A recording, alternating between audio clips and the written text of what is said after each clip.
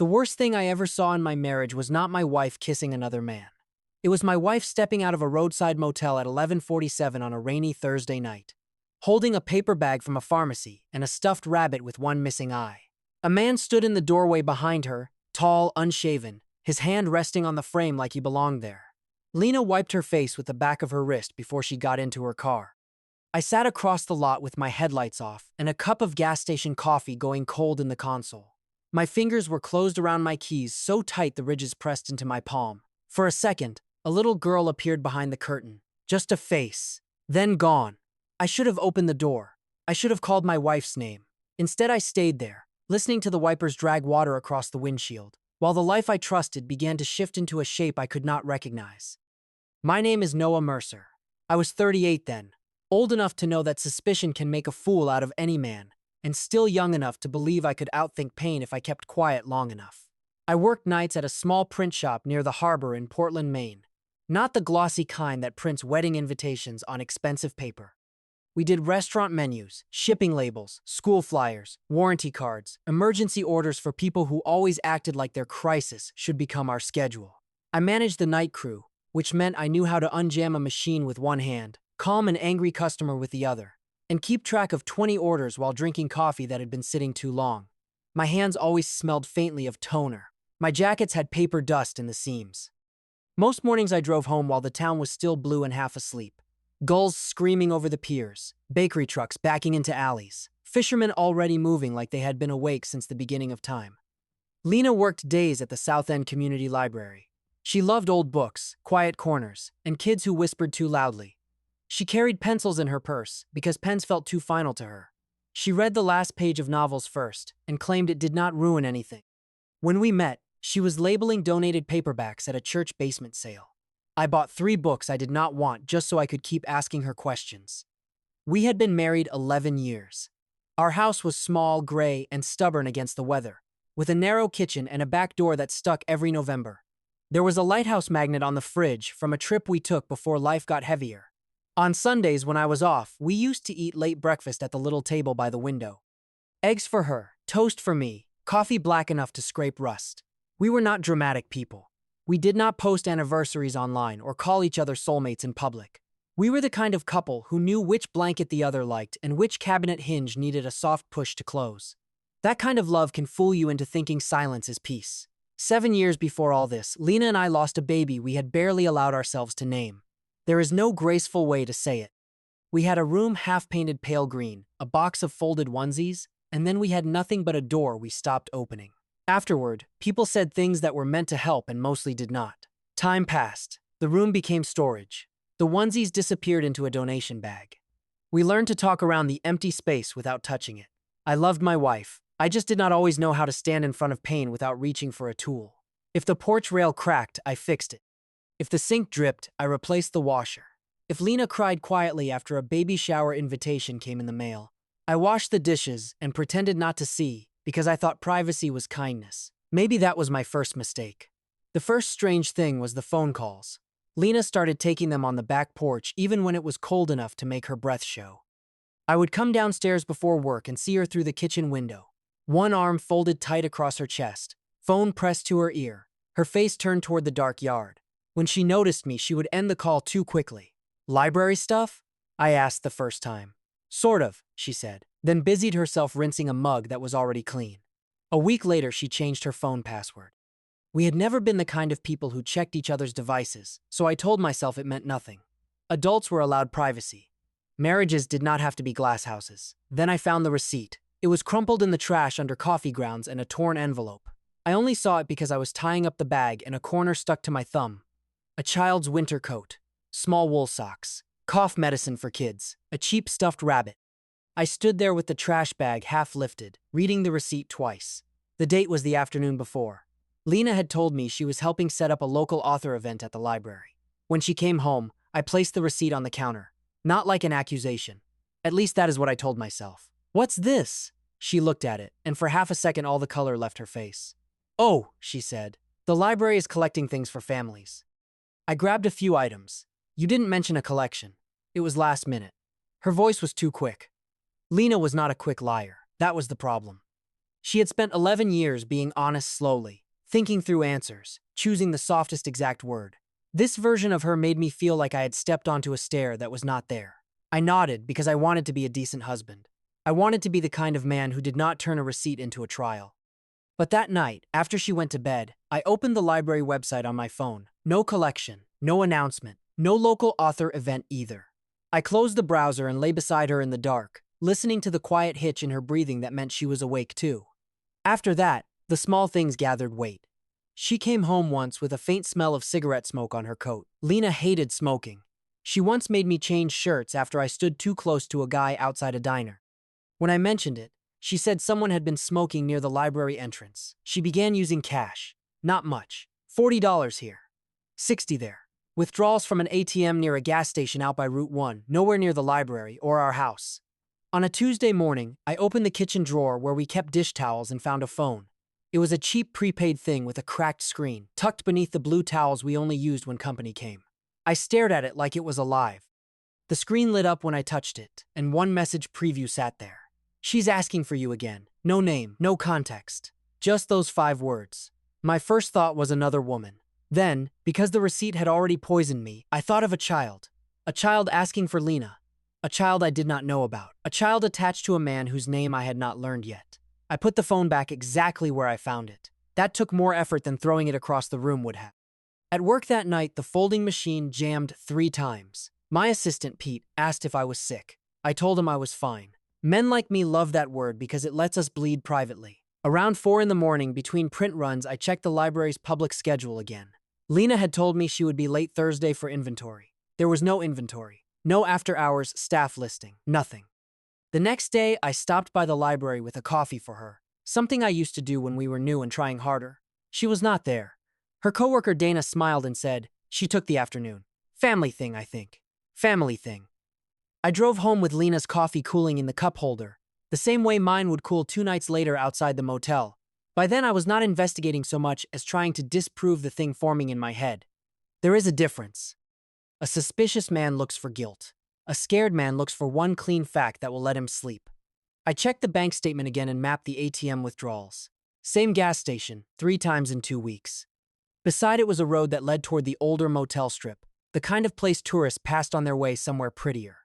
Pine Harbor Motel sat behind a closed seafood shack, its sign buzzing in red and blue, 2 letters half dead. I found Lena's car there the first time on a wet Thursday before dawn. Parked around back, not near the office. I did not get out. I sat behind the wheel with the heater off, watching the building. I told myself there were many reasons a person might be at a motel. Then I tried to name one that made sense for my wife, at that hour without telling me. I could not. I took my wedding ring off and rolled it between my fingers. The skin underneath was pale and slightly indented. I put it back on before I drove away, angry at myself for the little performance, angry at her for making me perform it alone. At home, Lena was in the shower. Her shoes were by the door, wet at the toes. On the counter sat a paper cup from a diner on Route 1. When she came out in her robe, she smiled at me carefully. "You're home early." "Slow night," I said. We both knew I was lying. I think we both hated me for it. The thing that finally broke me was not the motel. It was a piece of paper. I found it in the pocket of Lena's brown coat when I was moving laundry.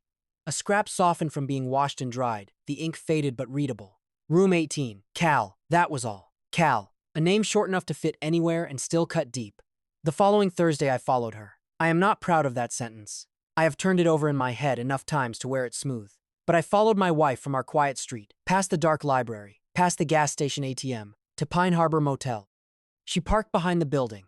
I parked across the road beside the closed seafood shack. Rain tapped the roof of my truck. Through the windshield, I saw her knock on room 18. The man who opened the door was taller than me, maybe mid-40s, wearing a gray hoodie. He said something. Lena covered her mouth.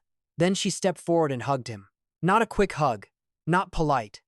He put a hand on her shoulder while she cried against him. I gripped the steering wheel so hard my thumb cramped. The door stayed partly open. Blue TV light flickered inside. I heard Lena's voice through the wet air, thin but clear enough. "I can't tell him yet," the man answered too low for me to hear. Then the curtain moved and the little girl appeared. Same face as before, round cheeks, tangled hair, holding that rabbit with one missing eye. Lena turned toward the child with a tenderness I recognized. That was the worst part. Not the man, not the motel, the tenderness. I had seen that expression once when she stood in the half-painted nursery, with a folded blanket in her hands. My mind did the cruel math.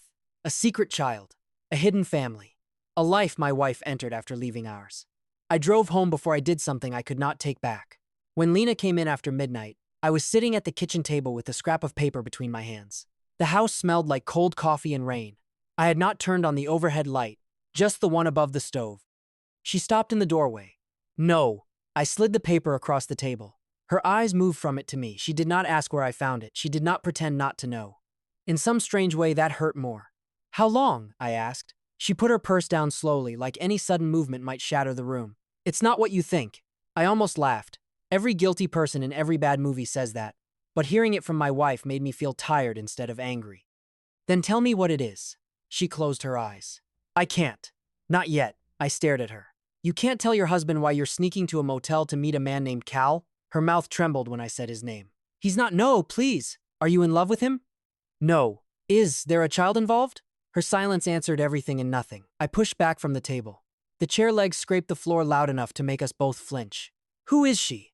Lena covered her face with both hands. I promised. You promised who? She shook her head. That is not an answer. I know.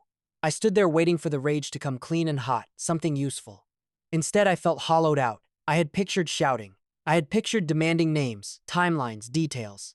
But the woman in front of me looked broken in a way that did not fit the story I had built, and I did not know what to do with that. You're choosing someone else's secret over our marriage, I said. She dropped her hands. Tears ran down her face, but she did not wipe them away. I'm trying to protect someone. From me? She did not answer fast enough. That was the second break. I grabbed my keys from the counter. I forgot my coat. Lena said my name once as I opened the door, but I kept walking because if I turned around, I might have begged her to lie better. I slept in the break room behind the print shop, if you can call it sleep. There was a narrow couch with a cracked vinyl arm and a vending machine that hummed all night. Around 6, Pete knocked on the door and found me sitting upright, still in yesterday's clothes. You look like hell, he said. Then the lighting's honest. He left me alone after that. At 8:13, my phone rang from a number I did not recognize. I almost let it go. Then something in me, some exhausted instinct, answered. For a few seconds, there was only breathing. Then a woman said, Noah? I knew the voice and did not know it. Older, rougher, like a song you remember from another room. This is Erin. I sat down on a stack of paper boxes. Erin was my half-sister. I had not seen her in 9 years. She was 11 years younger than me, the daughter of my father's second marriage, the little girl who used to follow me around asking questions while I was old enough to resent everyone for needing me. After our dad died, she drifted in and out of trouble, bad apartments, worse boyfriends, calls at 2 in the morning. I helped until help started to feel like pouring water into a cracked bucket. The last time we spoke, she had asked for money and a place to stay. I had just lost the baby with Lena. I was raw and mean with grief I refused to name. I told Erin, I can't keep saving someone who doesn't want to be saved. She went quiet. Then she said, okay. I had not heard from her again. Now her voice came through the phone from somewhere close and impossibly far away. Lena didn't cheat on you, she said. I closed my eyes. Erin, where are you? Room 18. The print machines roared to life outside the office. I pressed the phone harder to my ear. The man you saw is Cal. He works with a community housing group. He's helping me find somewhere safe and temporary. That's all he is. I could not speak. My daughter's name is Maddie, Erin continued. She's 6. She's the little girl. The room tilted in a quiet way. She's yours, I asked, like an idiot. Erin gave a humorless breath. Yeah, Noah, she's mine. Why didn't you call me? That question came out softer than I expected. Maybe because I already knew. Erin was quiet long enough for the answer to fill the room. Because the last time I did, you told me you were done saving me. I looked at the floor. There was a smear of black ink near my shoe. I was angry. I know. I was grieving. I know that too. Neither fact erased the sentence. Erin told me the rest in pieces. She had come back to Maine 3 weeks earlier with Maddie and 2 suitcases. She was not safe where she had been staying. She did not want police reports or family lectures or anyone making her feel smaller than she already felt. She went to the library to use the computers and look up assistance forms. Lena recognized her from old photos. I begged her not to tell you, Erin said. I told her I'd disappear again if she did. So Lena paid for the room? Some of it. I had a little cash. Cal's group helped with vouchers. She bought Maddie medicine when she got sick, clothes. That phone, so I could reach her without giving out her number to every office I had to call. She should have told me. Yes, Erin said. But I made her promise, and she's the only person who didn't look at me like I was a problem to solve. The words landed where I deserved them. I thanked her for calling. It sounded ridiculous and too small. Before she hung up, Erin said, Maddie keeps asking who Lena's husband is. Lena told her you fix machines and make pancakes too dark. Despite everything, I almost smiled. She remembers that? Lena does. After the call, I stayed on the boxes until Pete opened the office door. You okay? No, I said. It was the first honest thing I had said in days. I did not go home right away. I walked down to the harbor because I needed air that had not been filtered through machines. Fog sat low over the water. Lines clinked against masts. A man in orange gloves hosed down the back of a boat without looking at anyone. I thought about Erin as a kid, sitting cross-legged outside my bedroom door, asking if I would teach her to shuffle cards. I thought about how she called me No, because she could not say Noah yet. I thought about myself at 27, standing in a hospital parking lot with Lena's hand limp in mine, deciding that needing people was dangerous because people could disappear from your arms. So I became useful instead of tender. Useful men get praised. They fix the hinge, shovel the driveway, pay the bill, show up with a truck. Tender men have to admit they are afraid. I had spent years acting like Lena, and I survived our loss because we were strong. Maybe we survived because she kept a soft place open in herself, and I kept building walls around mine. Lena had not hidden Erin because she trusted strangers more than me. She hid Erin because some part of her had seen what I did when pain knocked. I locked the door and called it discipline.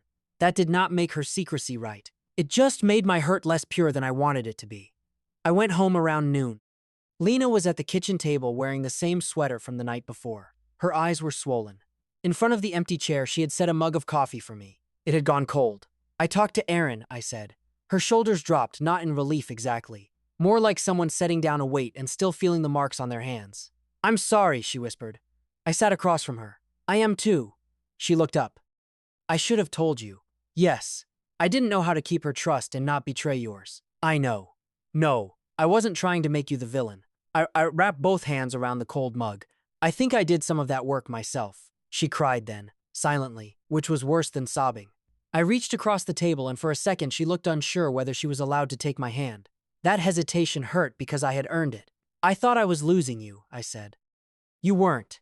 I followed you. I figured. I hated myself for it. I hated that I made you feel like you had to. We sat there in the small kitchen with the bad hinge and the lighthouse magnet on the fridge, telling the truth badly, but at least telling it. Finally, I said, take me to them. Lena nodded. We stopped first for food because it was easier to carry sandwiches than apologies. I bought chicken soups, juice boxes, crackers, and a pack of colored pencils from the drugstore. Lena added a coloring book with sea animals on the cover. At the register, neither of us said anything about the rabbit.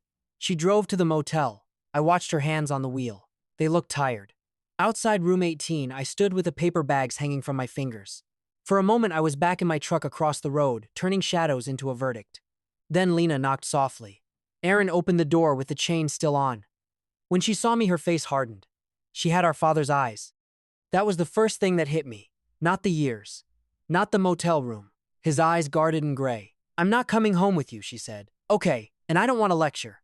I didn't bring one. She looked at the bags. You bring groceries instead? I panic shopped. From inside the room, a small voice said, Is that the pancake man?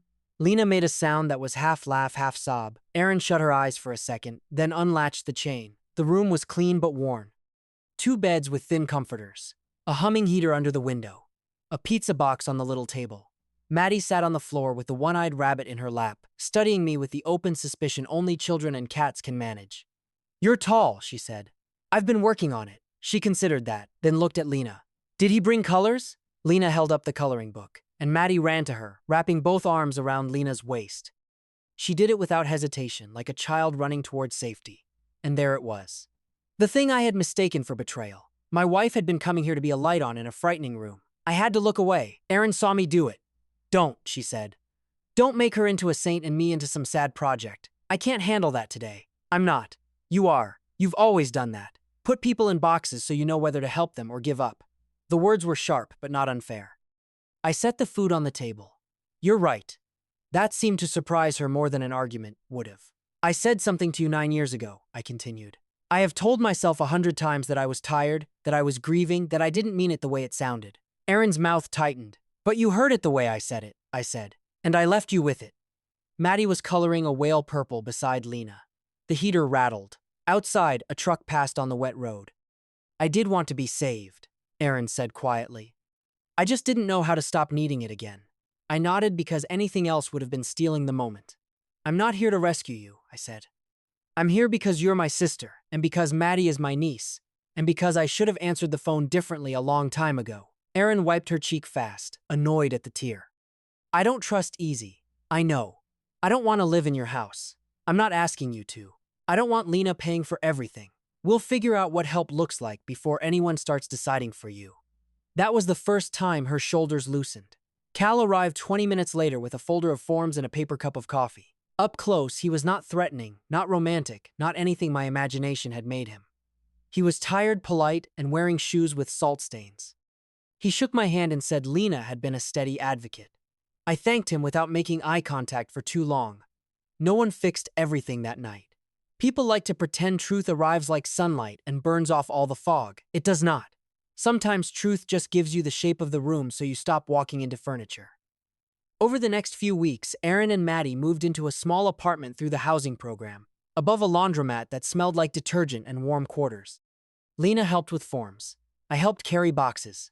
Aaron let me assemble a secondhand kitchen table and only corrected me twice. Maddie decided I was acceptable after I made pancakes so dark they were nearly structural.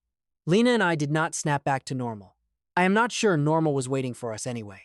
We had long conversations that started with blame and ended with exhaustion. She apologized for hiding so much. I apologized for making myself the kind of man she feared telling. Some nights we slept back to back. Some mornings she reached for my hand before we were ready to speak. Trust did not return like a switch being flipped. It returned in smaller ways. She told me when Aaron called. I told her when I felt scared instead of turning cold. We reopened the room we had used for storage and sorted through boxes we had avoided for years. We did not turn it into a nursery. We just stopped treating it like a sealed door in the middle of our house. One Sunday in late winter, Maddie came over while Aaron worked a lunch shift. Snowmelt tapped from the gutters. Lena made grilled cheese. I burned the first one and pretended it was a regional style. Maddie sat at our kitchen table coloring a lighthouse orange. She pressed too hard with the crayon, serious as an architect. Lena set a glass of milk beside her, then touched the back of my chair as she passed. Just a small touch. 2 fingers. Barely anything. It hurt, but not in the old way. It hurt because love had widened again, and the widening stretched scar tissue. Maddie held up the picture. This is for your fridge. I looked at the lighthouse magnet already there, the one from the trip before everything got heavy, and made room beside it. That evening, after Aaron picked her up and the house settled into quiet, I found my keys in my coat pocket. For a moment, I remembered the night I had grabbed them to leave, coatless and furious, convinced the truth would only take things from me. I set them on the kitchen table instead. Lena looked at them, then at me. You staying? She asked softly. I looked around our little kitchen, the cold coffee cups, the bad cabinet hinge, the new crayon drawing on the fridge, my wife standing there with tired eyes and an honest face. Yeah, I said. I'm staying. And for the first time in a long while, staying did not feel like pretending nothing was broken. It felt like choosing to learn where the cracks were, and placing my hands there carefully, not to hide them, but to keep them from widening in the dark.